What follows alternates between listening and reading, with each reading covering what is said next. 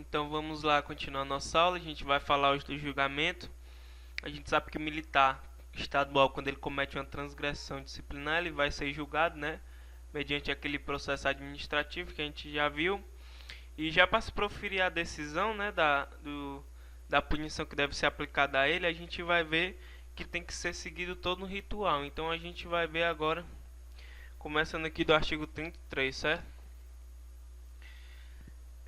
Pessoal, como a gente já sabe, a gente já viu alguns encontros atrás, né?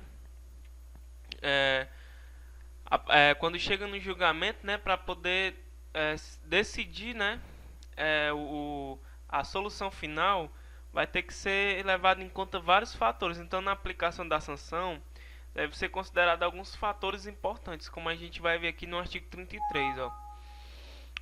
Na aplicação das sanções disciplinares serão sempre considerados a natureza, a gravidade, os motivos determinantes do fato, os danos causados, a personalidade e os antecedentes do agente. Como assim, professor?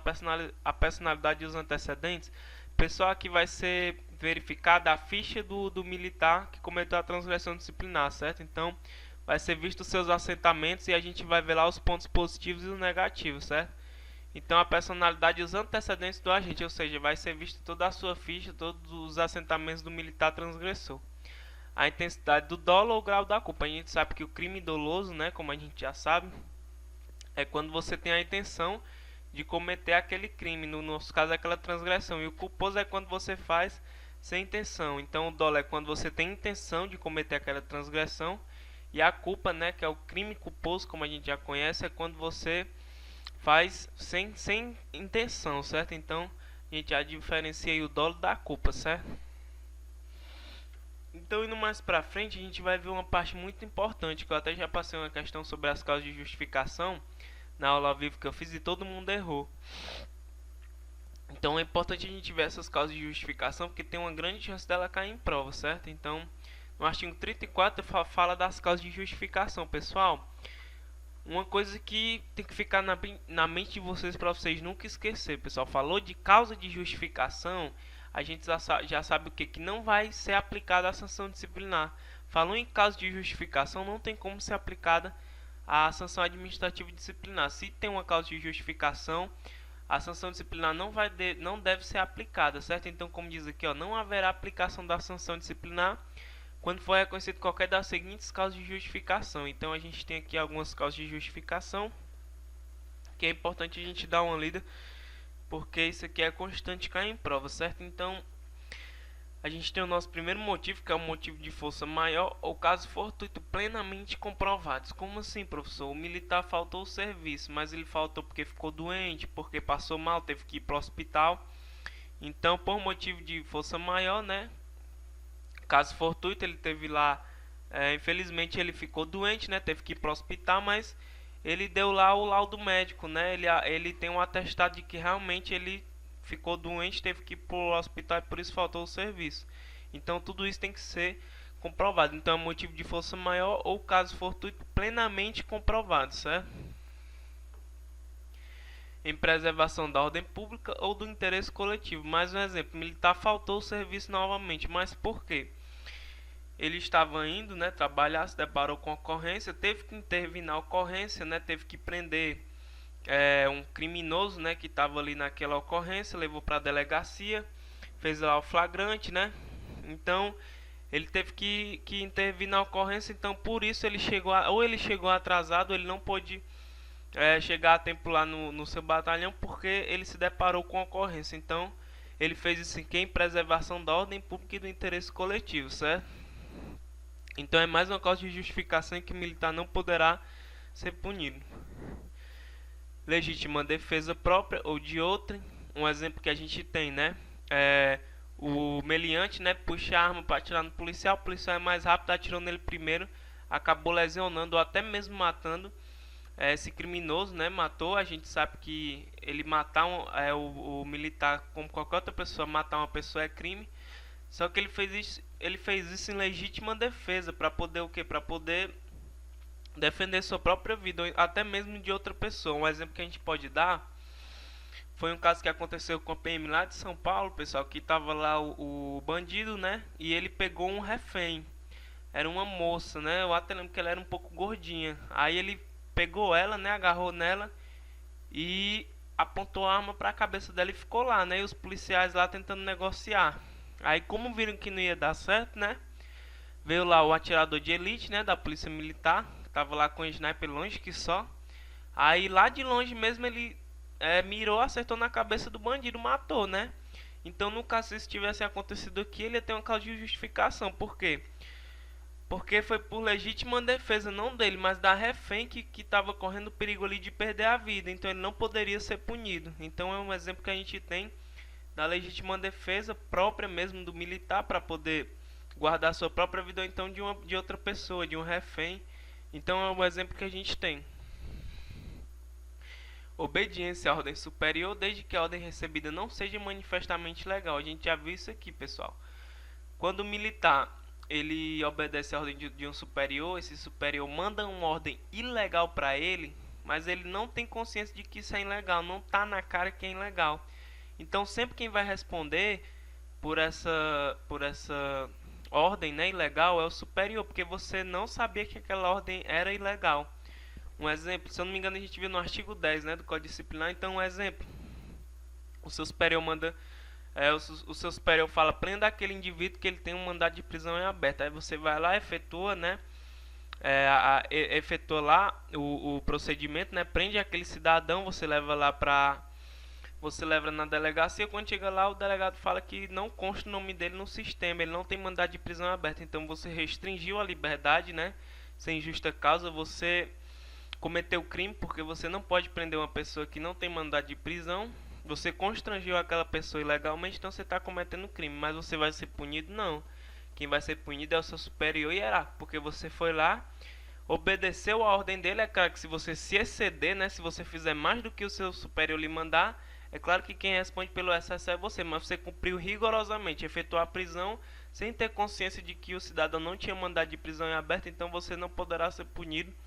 Quem vai ser punido é o seu superior hierárquico que lhe deu essa ordem, certo? Então, está explicado aí. Uso de força para compelir o subordinado a cumprir rigorosamente o seu dever, no caso de perigo, necessidade urgente, calamidade pública ou manutenção da ordem e da disciplina. Um exemplo, né? Está tendo uma grande ocorrência, né? Estão trocando tiro com os ladrões que efetuaram roubar banco, né? Aí como são vários meliantes, né? Aí a polícia tá fazendo aquela troca de tiro, né? Aí ela chama reforço, né? Para poder ajudar na troca de tiro. Aí tem um militar saindo de serviço. Então o superior chama aquele militar para poder dirigir a viatura, só que ele não quer ir. Então ele vai poder usar da força para obrigar aquele militar, vamos dar um exemplo, um soldado a poder ir lá para poder prestar socorro aos seus colegas. Então ele pode usar da força para obrigar a esse soldado a cumprir o dever dele. Mas a gente sabe o que, pessoal? Que em hipótese alguma, pessoal, um superior vai poder usar de força contra o subordinado. Isso é proibido, certo? Isso é transgressão. Então ele só pode usar de força contra o subordinado quando for, no caso de perigo, né, necessidade urgente, calamidade pública ou manutenção da ordem e da disciplina. Então esses são as causas de justificação. Então, aqui, pessoal, a gente vai ter as circunstâncias atenuantes e as circunstâncias agravantes. Quando o militar vai ser punido, né, essa autoridade que vai aplicar a punição, ele tem que levar em conta, né, os antecedentes do militar, ou seja, tem que levar em conta a personalidade e os antecedentes do agente. Então, quais são esses antecedentes? Né? Ele vai ver as causas, as circunstâncias atenuantes, né, que são os pontos positivos, e os pontos negativos. Então isso vai ser visto até mesmo na ficha do militar. Então a gente dando uma lida aqui nas circunstâncias que atenuam a sanção, a gente vai ver que começa primeiro com o que, pessoal? Com comportamento. Então se ele tiver no mínimo no bom comportamento, a gente sabe que o militar, quando ele ingressa na tropa, ele já entra o que, pessoal? No bom comportamento. Então o militar, ao ingressar nas corporações militares, né, ele já entra no bom comportamento. Então já é uma causa atenuante. Se estiver no bom comportamento, já é um ponto positivo. O regular nem ajuda nem atrapalha, certo? Então estar no mínimo no bom comportamento é uma causa atenuante. Ter prestado serviços relevantes, a gente sabe que quando o militar ele é elogiado, né? Isso é registrado na ficha dele, não é só verbal, sempre vai ser averbado em seus assentamentos. Então receber um elogio, uma medalha, um certificado, não vai ser só de boca esse elogio, vai ser tudo registrado em seus assentamentos, na sua ficha militar, certo? Então ter prestado serviços relevantes, ter admitido transgressão de autoria ignorada ou se conhecida imputada a outrem. Como assim, professor? Arranharam a viatura, né? E não sabe quem foi, só que estão acusando outra pessoa. Aí você vai lá e fala, não, foi eu que arranhei a viatura. Então, aquele militar que ia responder aquele procedimento, né? Como você admitiu a transgressão, então ele não vai precisar responder ao procedimento. Então, você já vai ter uma causa, uma circunstância atenuante, certo? Ter praticado a falta para evitar um mal maior. Ter praticado a falta em defesa de seus próprios direitos ou de outro. E não, um exemplo é a greve. O militar não pode entrar em greve, né? Nem abrir uma greve, mas ele pode fazer se for quer dizer, ele não pode, mas se ele fizer em defesa dos seus direitos, ele vai ter uma causa atenuante.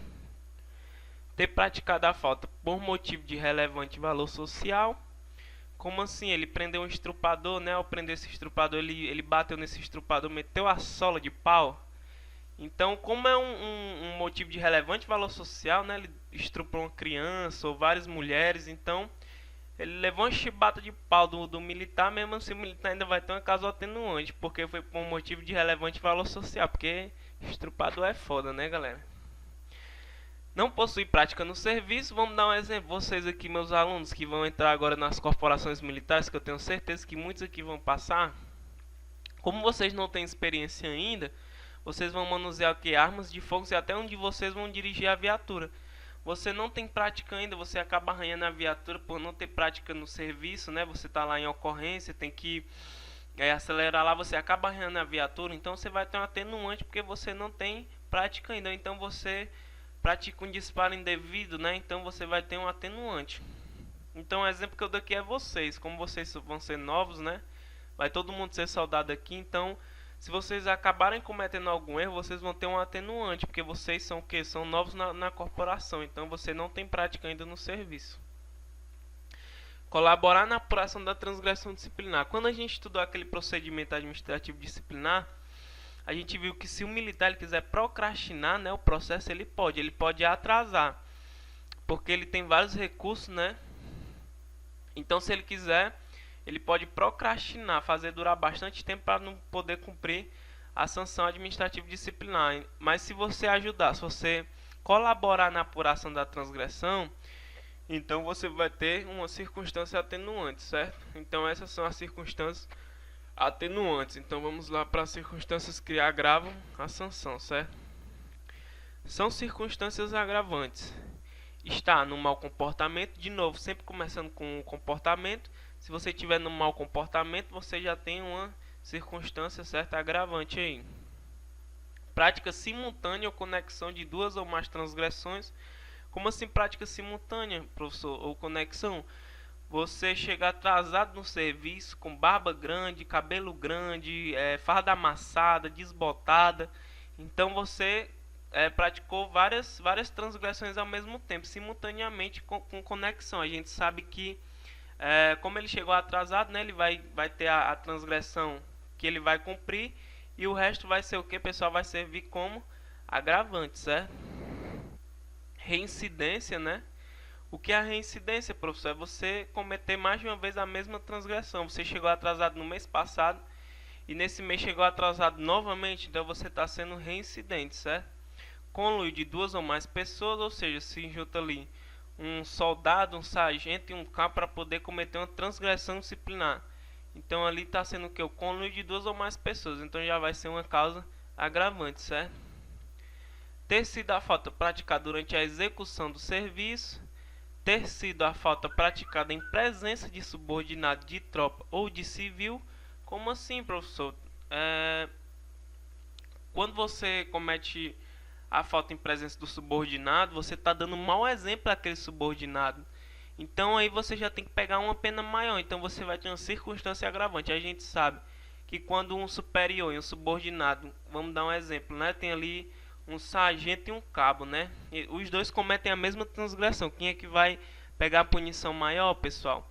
É o sargento, né, porque o cabo ele é o grau hierárquico dele é menor, então sempre que tiver maior grau hierárquico vai ter a punição maior, certo? Então é mais ou menos isso.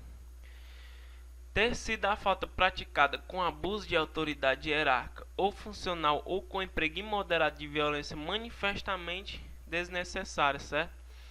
Como eu já expliquei, né, o superior nunca pode usar de força, né, nunca pode abusar da autoridade, apesar de acontecer muito, mas isso já é uma causa certa e agravante. Então vamos em diante, que isso aqui não é muito importante. Então a gente vai ficar por aqui. Na próxima aula a gente já vai entrar na parte da aplicação e eu vou terminar todo esse capítulo que é para a gente poder passar as questões, né? Então até a próxima aula, um abraço.